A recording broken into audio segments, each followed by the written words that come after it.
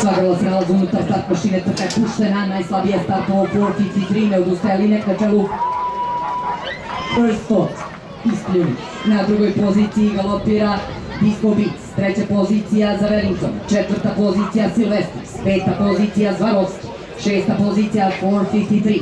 Trku vodi Disco Beats, Disco Beats dužine i po prednosti u odnosu na First Thought, potom 4 dužine pa Wellington.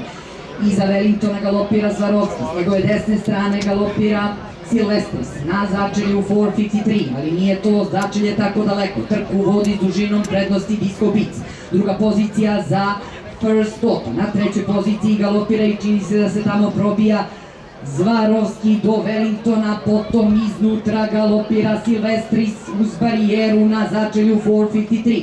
Trku vodi Disco Beats, dve dužine prednosti u odnosu na First Thought, kojem za vratom diše Zvarovski, iznutra se probija Silvestris, staje Wellington na začelju 453.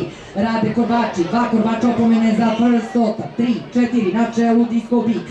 Silvestris ide lako do njega i prolazi mu iznutra, s polja Disco Beats, iznutra Silvestris, na trećoj poziciji zakačili su se Zvarovski i First Thought, ali čini se da prvi dvojac za to neka je, pogotovo onaj na čelu, ime mu je Silvestris, korbač po vratu, Silvestris, druga pozicija Disco Beats, treća pozicija First Thought, četvrta pozicija Zvarovski, peta pozicija 453, trku vodi i dobit će Silvestris, lako, povoljno, opterećen, potapkan, Silvestris, Milan Konkolj, Disco Beats, First Thought, 453, Zvarovski, Wellington.